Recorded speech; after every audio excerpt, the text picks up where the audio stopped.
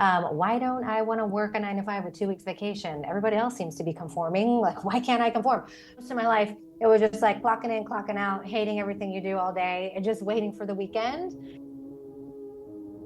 I got to Madrid and then started meeting women my age and older who had done this and were doing this and were thriving. It was like, oh, this isn't so weird. Yeah, moving abroad was an opportunity to really lean into different aspects of myself that I don't necessarily think I would have had the opportunity to do so in the US.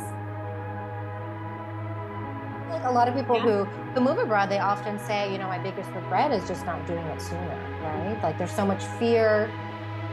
The first time in my life, you know, with my business, I feel like I'm doing work that is fulfilling. And that happened to me in my late 30s. So.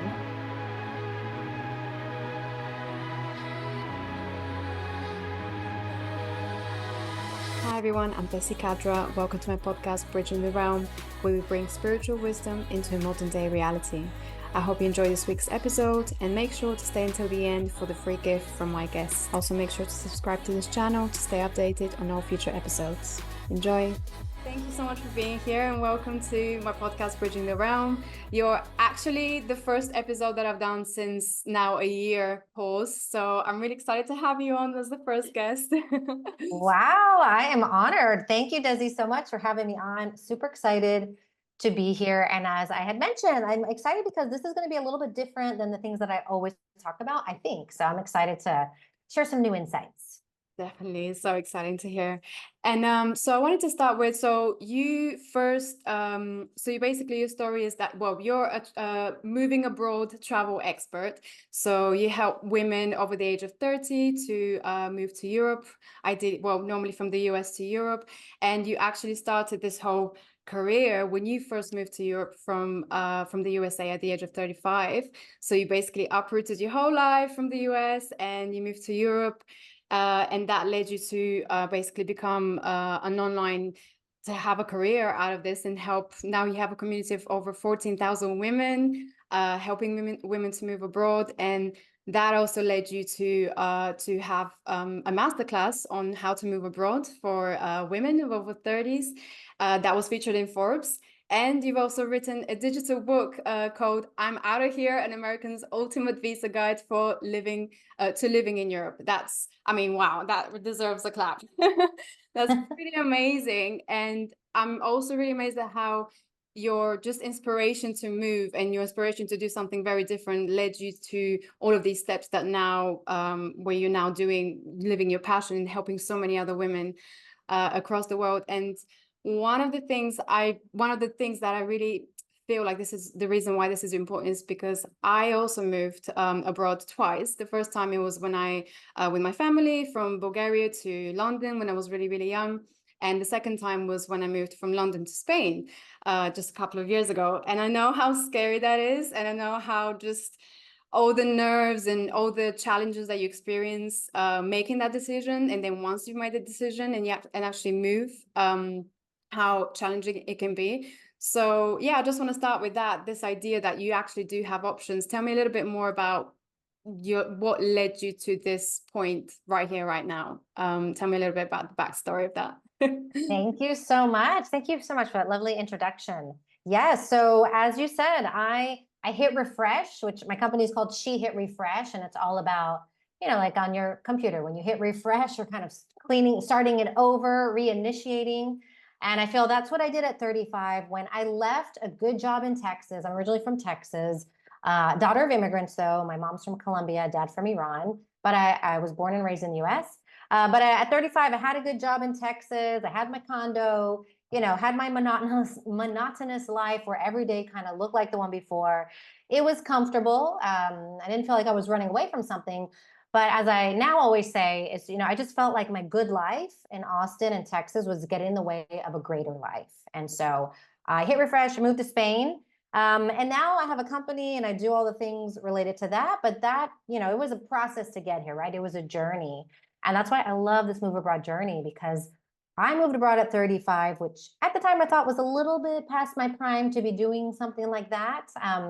Because I quit that good job to come teach English, which wasn't something I wanted to do, but it was my foot in the door. And teaching English, allowed me to get to Spain, be in Spain, and I know myself, and I told myself we're going to hustle and we're going to find our way out of teaching English into something else. Didn't know what that something else was. At the time, there weren't a lot of options as there are now, like digital nomad visas, retirement visas, all these things. And so I really, as you said, it can be a struggle. So struggling through trying to make a life in Spain work on my terms within the limited options I had, and also wondering, doubting if it was the right decision, because for a while things were not falling into place. And there was a lot of uncertainty, as there is with the move abroad. But I was tenacious and determined, and I went from teaching English to getting very lucky. And I say lucky because I got a work sponsorship visa in Spain, which is very difficult if you're not European, but it happened.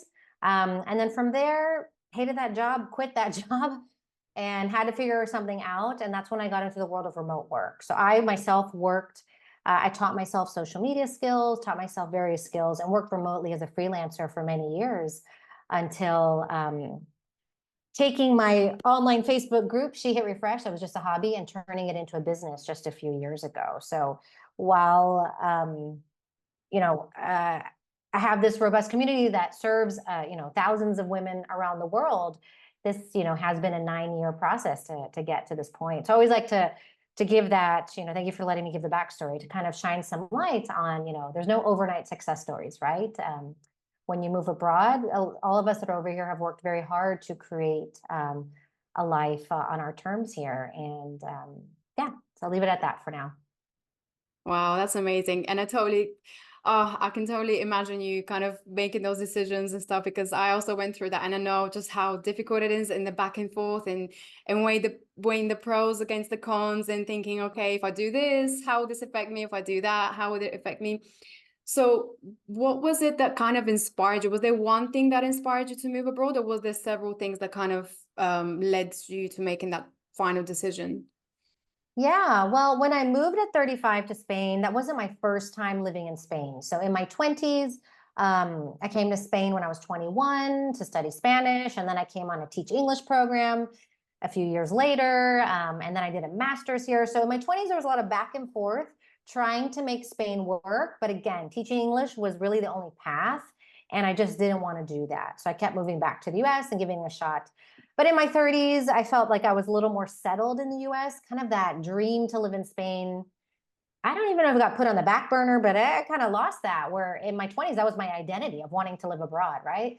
But at 34, I just, was working, and one of my week off trips, right, from work, use my paid time off to do a running trip in Morocco, because I had really gotten into running. And it wasn't a race. It was just like, you run every day through Morocco. And on that trip on the way back to the US, I thought, let me stop in Spain for a few days, see some friends before I come home. And I hadn't been to Spain in 4 years, which may not sound like a lot of time, but it felt like a lot of time. There was a lot of time, a lot of things that happened in my life since I had left. And namely, maybe, I'm not sure we're going to touch on it, but both of my parents has passed away in those 4 years. And so really my whole perspective had changed. So those 4 years felt like an eternity. And being back in Spain for those 4 days, I didn't expect to feel so alive. Like being back in Spain and in Madrid, a city that I had done my master's in when I was last there, and I had such a vibrant life, I just felt like something was awakened within, and I couldn't really articulate it. But when I got back to Austin, Texas, there was a new perspective that I had almost been sleepwalking those last 4 years, and I hadn't really realized it. And it was, this little crazy idea I had again of like, maybe I should move back. And I was like, that's stupid. What am I going to do? No. And that idea grew, and that feeling of wanting to just feel more alive was pulling me towards Spain. And so that's what got me over there. That kind of, it was for me, my last time to try to make it work. And luckily it did work out. But I definitely felt something was pulling me there. And I definitely felt that pull for maybe the first time I ever went to Spain at 21, which I don't know if you can resonate with, or I think there's certain places in the world that I like to call soulmate cities that you just have an instant connection to and gravitate towards. And for me, Spain was that, but more specifically, Madrid was that for me. And so I came back at 35 to feel that again. Oh wow, that's so inspiring. And that totally resonates with me as well. That feeling, that magnetic pull, and logically you can't really explain why, because you don't really have any connections to this specific place, but you just feel that pull where it's like, okay, I have to go back. I have to, there's something about it that just makes you want to go back. So yeah, I totally resonate with that. And I feel like so many other people would do, because they do say, well, if you want to go into the more spiritual side, obviously some people believe we have past lives and all these kind of things, and yeah, soulmate connections, soul connections with specific places. So I definitely feel like that's almost like your soul leading you back to that place to maybe finish something, or because you know that there's something more for your soul to gain out of that specific place. So I very much resonate with that. Yes. So beautiful. Love that. Yeah, totally. And also I think I can also relate a little bit to, you know, if you have a parent passing away, that definitely changes your perspective on life in general. You do get to see and I guess feel that life is very, very short in a way, and you do have to really choose very carefully in a way where you spend it, because it's so easy to slip into that mode of just being very comfortable and very, everything is very easy, very routine, like very, you know, the same old thing every you know, every day. And while that works for some people, I know there's definitely those few of us who are probably listening to this right now and thinking, that's definitely not me. I need to get out of that pattern, get out of the old story, and really dive into something completely different. And that's really the feeling that makes you feel alive and makes you feel like, wow, there's just so much more there for me to explore and to experience. And why should I stay in the same place that I've been for the last 5, 10, 20 years even? So yeah, I think that's such a huge thing, but at the same time you feel so relieved once you do make that decision. So yeah, definitely. um Definitely. I just want to add, I feel like a lot of people yeah. who move abroad, they often say, you know, my biggest regret is just not doing it sooner, right? Like there's so much fear in making that very radical life change that, you know, can keep us from doing it, from sitting on that dream for years or even decades. And then once you do it, you're like, oh my gosh, I wish I would have started this life sooner. Yes, no, totally, completely. And when it comes to when you made that decision, were there other factors that kind of contributed against that? Did you have any friends or, you know, other kind of siblings or anything like that that made you think, oh, maybe I should think more carefully about this? It's such a huge decision. Did you have any of those opposing forces when you were making that decision? Of course, yes. I think if you're fortunate to have everyone around you support you, that is beautiful. But I think a lot of us, you know, are living in communities where it's not so common for, you know, your peers, people you know, to just kind of get up and move abroad, especially, and I, you know, I really stress the women over 30. A lot of people move abroad as a gap year in college or when they get to retirement age, but it's us in-betweeners where it's not so common or it doesn't seem so common. So I would say a lot of people were supportive because they knew my spirit. You know, it wasn't one day I woke up and was like, I want to live in Spain. They knew I had done this back and forth. So it wasn't out of the ordinary. But I think because of my age and being a woman, and I was not married, child free, there were these questions that were coming that probably wouldn't have been the same if I were a man, right? So I did have family members who were like, okay, but what about your career? Or don't you want to get married and have kids? How is this going to affect that? And so people were concerned from that standpoint, and I get it because as I tell my clients, you know, sometimes not everyone needs to be privy to your dream, right? You can be selective with who you share because some people are going to just project their fears on you, right? They're telling you, "Wow, that's crazy. Aren't you too old? Who does that?" Because that's something they could never imagine doing, right? So I didn't have too much of that, but definitely there were people, you know, just maybe playing devil's advocate or questioning. But luckily, there was a lot of support in from people, or they were just like, okay, just let her do what she's gonna do.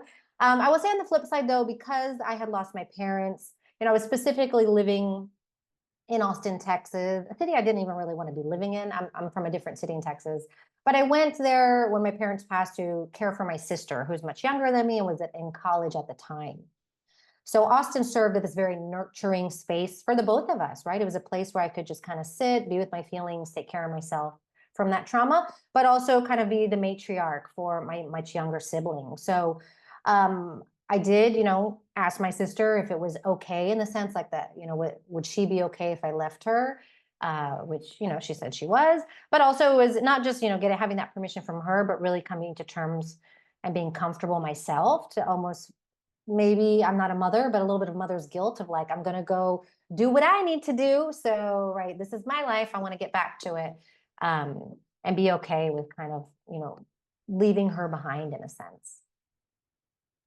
Yes, no, totally. And that's so good that she was in a way able to give you that, you know, that permission, like, yes, I'll be fine, because that makes a huge difference as well. I remember when I was moving away, and obviously my family is still in London, and that guilt that overtakes, like, oh, but I won't be there to see my nephews as they grow up. And obviously, I mean, I'm still close and I go every now and then, but it's not the same. But you do have to think about yourself, kind of, and just think, where am I going to be happy? Because if I'm not happy there, then there's nothing, you know, everyone else is going to be kind of affected by that as well. So that's kind of something we need to also have in mind, I guess. Yeah. Yeah. And realize that it's not, you know, black and white. It doesn't mean you move abroad and you're not connected anymore. I spend still a lot of time in the US. I go back for 1 or 2 months at a time. And I would almost say, like, you know, we have better quality time together because it's very concentrated. We're very intentional about what we're doing. You know, we go pick like cool things to do that maybe we wouldn't do if we were just living in the same city, right? So it's very intentional, it's fun, it's like good times, and we create great memories together. No, completely. Yeah, couldn't agree more with that. Brilliant. Okay, so that's the first stage of your move abroad. And then now you're abroad, you've moved. What happens then? Did you have any kind of expectations in terms of how it's going to be? And then it turned out a little bit different or maybe the same. What was that experience like? Mhm. Yeah, I guess there's two parts to it. There's more like the professional part and the personal, because also, you know, as I said, I moved to, and my ticket in was to teach English through a government run program, but that was my kind of stopgap solution. So I definitely had to figure out the work piece.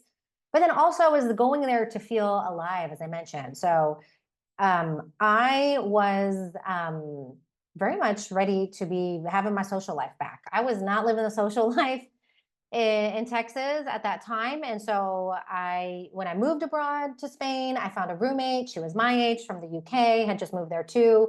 And we were just like living our best lives, going out every weekend, living in, like, you know, the very nightlife driven neighborhood of Madrid. And so being social, going out, making friends, going to events, partying, like that was, I have no shame in that. Like that was very much part of that first year there, because that's what I was seeking. And it was very much validating my choice to have moved. I was like, this is great. I'm having so much fun. I love my life. Like every day I woke up just saying, I love my life.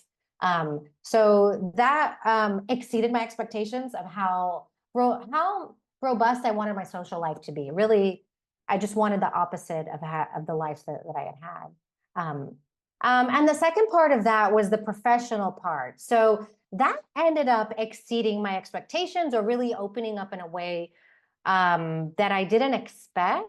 I mean, as I mentioned, I wanted to get out of teaching, but, you know, I was realistic of how difficult it would be to get that work visa sponsorship. And so when that opportunity came up just a year after being in Spain, it was quite shocking, actually, because it really was the ticket to be able to stay longer, to move into something more aligned with what I wanted to do. And really it was, yeah, it meant that I didn't have to go back, because you know, after being there a year, I didn't want to go back to the US, but it was always there looming over my head, as like, if you can't make this work out, you told yourself you will go back to the US. We can't just, you know, we're not at an age where we just want to spend time trying to figure things out, and time passes, and next thing you know, you're still in the same spot. And so I was very fortunate, but I would say one thing that I left out that surprised me even more was that moving abroad was an opportunity to really lean into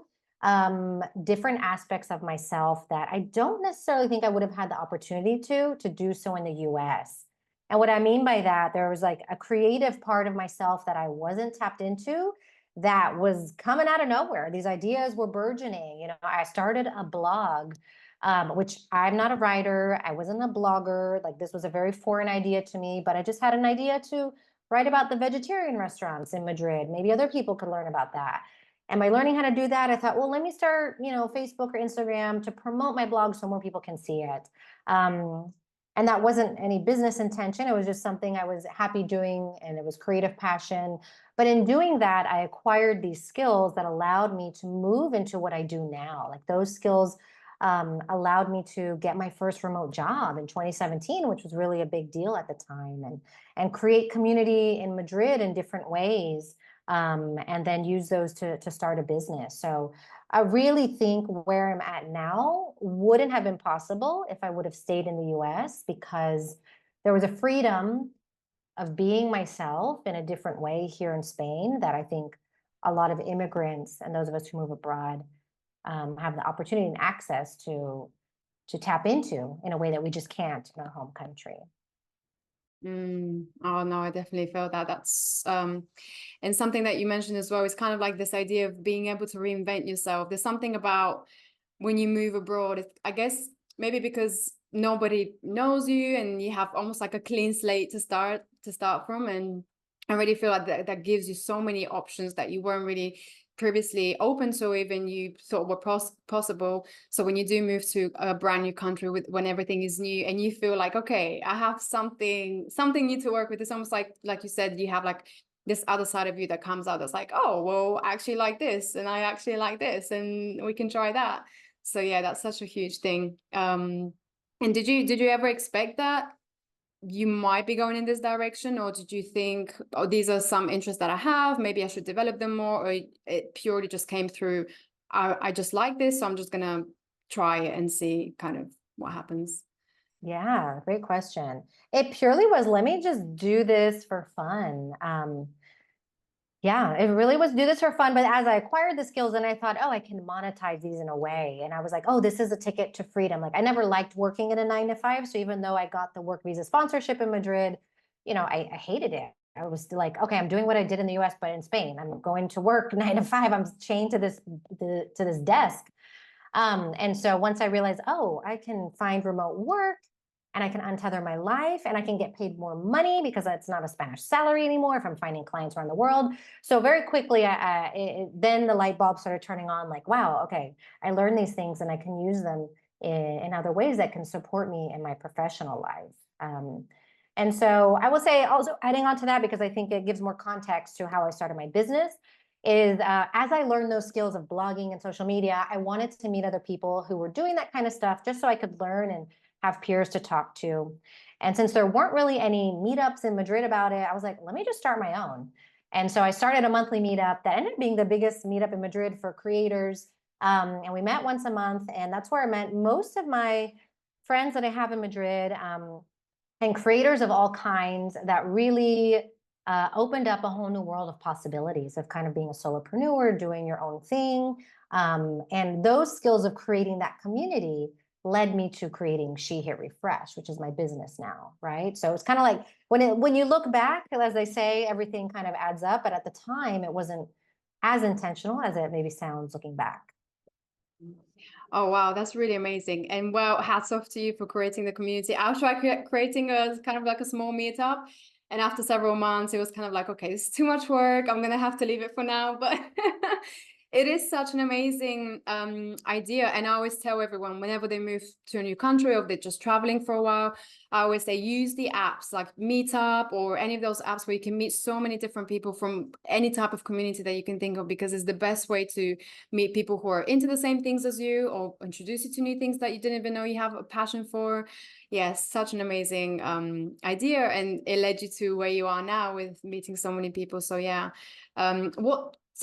which places would you recommend if someone was listening now and they're like, oh, I don't know of any apps or communities that I can meet people? What would you recommend to people? Yes. Yeah, where if you want to find your people, like you mentioned, Meetup is a great one. That's where we would post our meetups. Also, I love Facebook groups. I know a lot of people don't want to be on Facebook, but groups are where it's at. So whatever city you're in, especially if you're a woman, you can, find your local Girl Gone international groups. Those are great for meetups. And even Eventbrite has not so much meetups, but events where you can find like-minded people. So I think those are places that you can tap into online and even start connecting before you get somewhere, right? Already make some virtual friends before you land somewhere. That is such a good tip, definitely. I love that. And so let's fast forward now to you kind of at the very, very first stages of creating She Hit Refresh. What was the thing? Well, when was it when you first kind of began to see that there are actually so many women out there like you who are in their 30s, who are wanting to move abroad, but they're not sure how, or they're not sure how to make the move or what to do? What was the first kind of light bulb moment that you realized, wow, I'm not the only one that wants to do this? Yes. So we started the Facebook group in November 2017. And within that first year, we had 4,000 members all through word of mouth. So that was, we started out just inviting my friends and some of my friends back home, friends here in Spain, so they could support each other and share and answer questions. And then it just kind of went like wildfire. So once we hit that 4K mark in 1 year, that really was a light bulb moment. That was unexpected. And I would say from there, the community started asking for things. So we started a blog to further support them and have, long form content. But the first thing we really sold and did was, the community was asking, have you ever thought of doing a retreat? We would love to get together. What about a retreat? And so in spring of 2019, we had our first retreat, and that was in Morocco. We had maybe 12 women. We sold it out, and that was really kind of the second light bulb moment. It's like, we haven't sold anything, and now people just gave us thousands of dollars. Like, there's definitely a need for women to connect, to not feel alone, to have their dream validated, and to have support on how to do this. So I would say, yeah, within the first year or two is when this like fun hobby Facebook group really turned into, well, it's the idea to turn into a business started. Oh, wow. Amazing. What was it that you saw? Did you see some sort of a pattern between all of these women that you met? Was there one or two specific things that tended to keep people back from making that choice of moving abroad, even though they really wanted to? Was there like a big thing that stood out? Yeah, I think still age still is a big deal for people, just feeling like you're too old and it's too late. So the ageism is something that we're constantly helping them combat. And I would say just the fear of the unknown. Back then, as I mentioned, was a little different than now in terms of options. So back then, you really had to kind of quit your job and teach English, or like there weren't so many options as there are now in terms of visas, like digital nomad visas, where you can really keep your career and move abroad. So I think just helping them understand how to do it and overcome those fears of the unknown is, yeah, the two things that really stick out. God, that thing with the age, it always sticks with us, isn't it? No matter where we go, it's like, oh no, you're too old to do this. So you're not at the age, do you need to have kids now? Otherwise it's too late.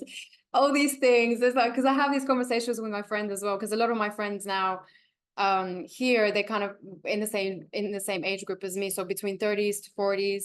And a lot of them don't have any kids yet, and they've also moved abroad like I have. So it's a big topic, and you can just see that a lot of us, we're still kind of, even though we know that what we're doing is right for us, there's still that tiny bit of kind of almost like a guilt, like I'm going against the grain. I'm going against what people think I should be doing. Do you ever feel like that? And have you seen that in women as well? Yeah, I don't feel like that anymore. I think, yeah, definitely when I was younger, and I would say in my 30s before I moved, I definitely felt othered in the sense, like, I just was like, why can't I? Why don't I want to get married? Or like, not that I didn't want to, but it was just weren't things that were priorities at the time, and everyone around me was kind of doing that. Why don't I want to work a 9 to 5 with 2 weeks vacation? Everybody else seems to be conforming. Like, why can't I conform? But I would say what helps so much to normalize what you're feeling is surrounding yourself with like-minded people, right? Once I got to Madrid and then started meeting women my age and older who had done this and were doing this and were thriving, it was like, oh, this isn't so weird. Yes, maybe it's weird in my circle, but it's not weird here. Like, now I'm surrounded with people who have normalized this. So I think our community, She Hit Refresh, helps normalize that for women. And I think just talking about it, we don't need to brush it under the rug. They're, talking about marriage or having children or whatever other things we're going against the grain or that we're thinking about or worried about. I think talking about it again helps normalize that. There's no one way, and it's okay to have these feelings. I will say also, going back to what I said kind of when you asked what were some of the main challenges that come up for them. It's not just age, and I had mentioned the fear of the unknown, but we also try to normalize that too, because I think a lot of people want the guarantee that when they do this, it's going to work out. Like, I just want to know I'm making the right decision. And we normalize that by saying, you can't know. Like, I cannot guarantee that this is the right decision. You can't know that it's going to work out. You don't know those things until you do it. And I mean, that's just life. There's no guarantees in knowing anything, right? You have to do it to see it for yourself. But we can support you so that you have made all the right decisions to set yourself up for success. But I do like to let people know, like, this is really something you have to do to know. I couldn't agree more with that.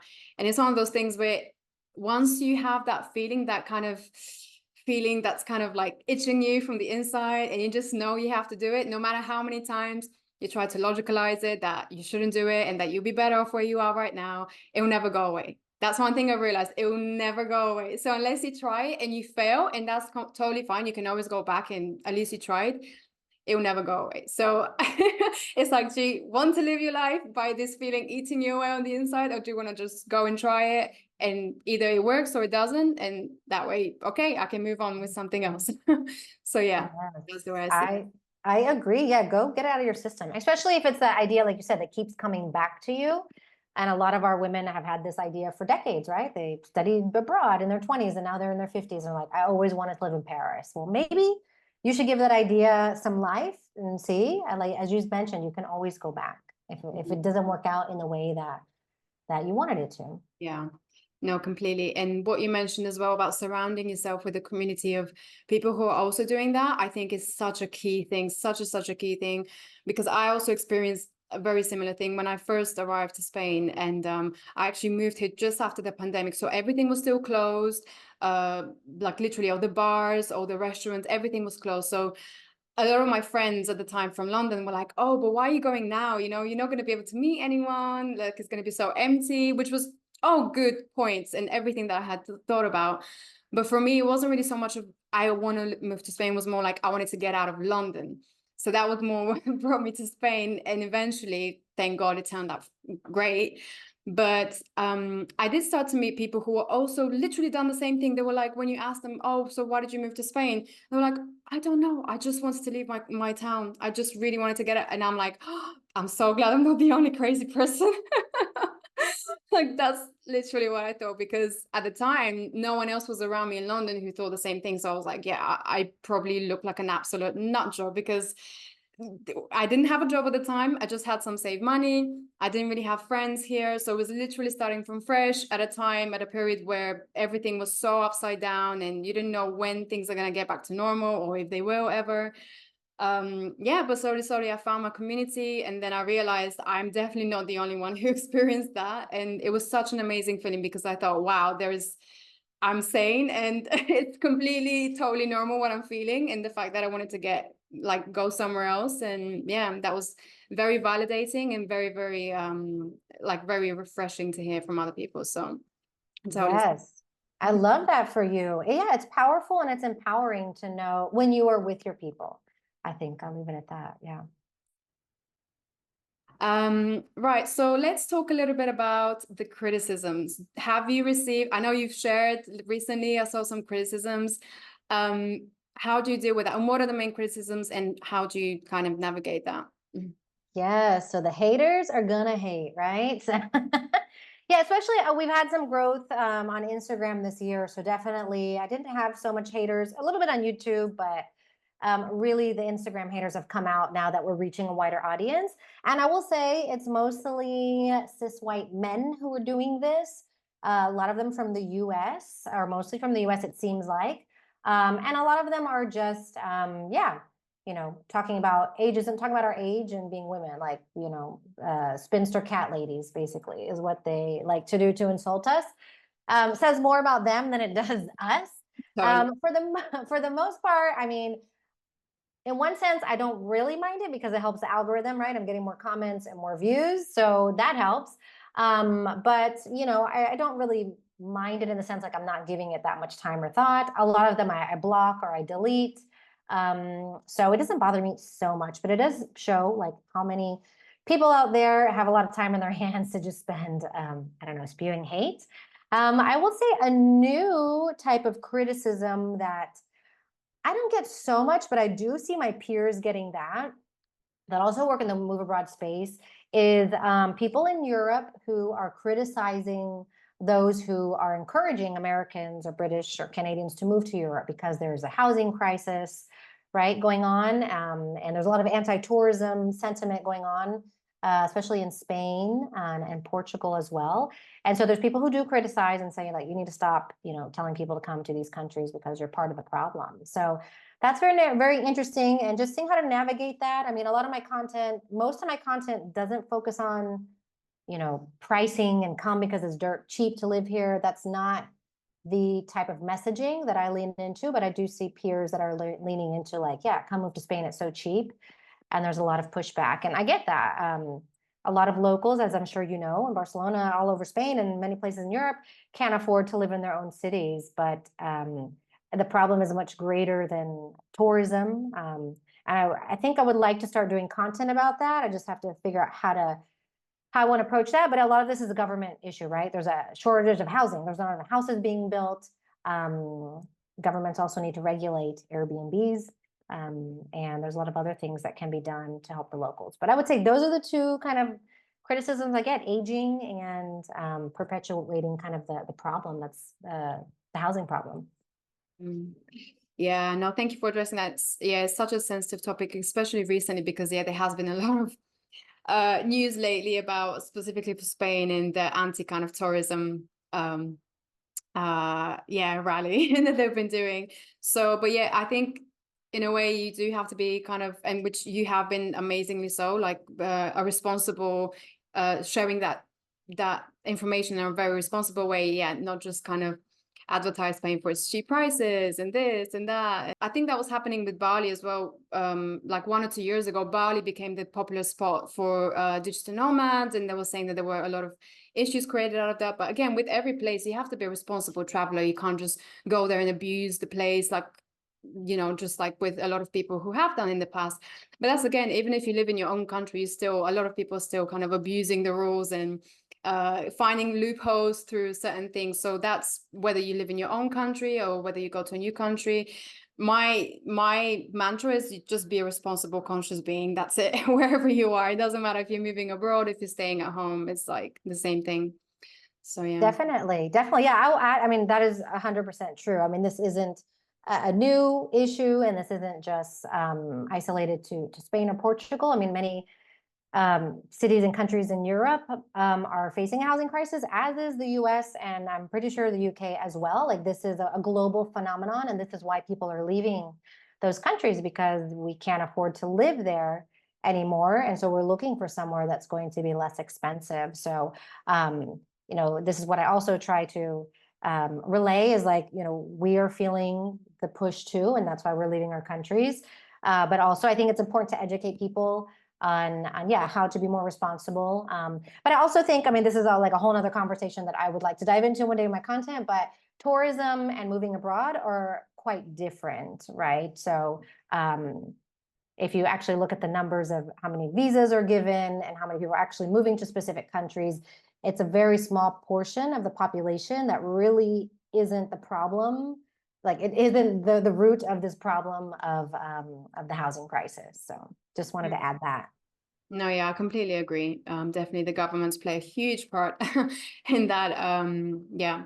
But yes, moving away from that topic, as we don't want to dive too much into the negative stuff. Tell me a little bit about your experience of being, well, first, your parents were immigrants, but were you actually born in the USA? Were you born in Colombia or in Iran? I was born in the US. Oh, you were born in the US. Okay. So just in terms of your parents being immigrants, being in that kind of family and growing up with immigrant parents, has that helped to shape your view on relocation or moving to different countries? Has that helped you in any way with your own move? How has that affected you? Yes, I would say it's given me a lot to reflect on, or maybe I've perceived things about my parents differently that I maybe didn't think about because I hadn't walked in the steps of an immigrant, although I'm a very different immigrant than them. And I like to point that out. I'm a privileged immigrant. I, could kind of like spin the globe and pick a place and choose to move there, which is a very different situation than my parents. So I do want to acknowledge that. But I think everything from navigating a different culture to learning a language to setting up a life somewhere are things that I think I've been fortunate now to have insights on in a new way that, yeah, lets me reflect on their journey and maybe I think we can be hard on our parents, especially immigrant parents who are like so different than the locals, right? So maybe it helps me understand them better and some of the ways that they thought or where they were coming from, right? Because they were just trying to also navigate a completely new culture and foreign culture and raise kids in that, which is different for me, but at least it gives me more perspective on them. That's yeah, no, I really resonate with that. Totally. And just in terms of the kind of more spiritual aspect, because well, my podcast originally started out as being very spiritually based, and now it is also, but in a way that I'm trying to blend more the spiritual and physical aspects at the same time. And one thing I wanted to ask you is how has your work affected you in a sort of spiritual way or in a way where you've really found yourself by doing the work that you're doing, or has it at all? Yes, what a beautiful question. For me, definitely, as I had mentioned, I don't think I would be where I am if I had stayed back in the US. So moving abroad definitely gave me that freedom to tap into my authentic self because I wasn't, I was freed from all of these expectations. And this is something I talk about in my TED Talk about what immigrants can teach us about identity. When I moved here, I was freed of the expectations from society, from community, from family, from friends. And that really allows you, as you said, kind of have that blank slate to be like, okay, so who do I want to be? What do I want to be? What am I going to do? And not trying to fit into a box that society tells us is the path to success. And so I think just having that opportunity to do things differently and having that freedom without judgment, right? Nobody here was really critiquing what I was doing. What I was doing was different, but no one really cared. That allowed me to tap into a side of myself that maybe I didn't really give much life to in the US because it wasn't really an option.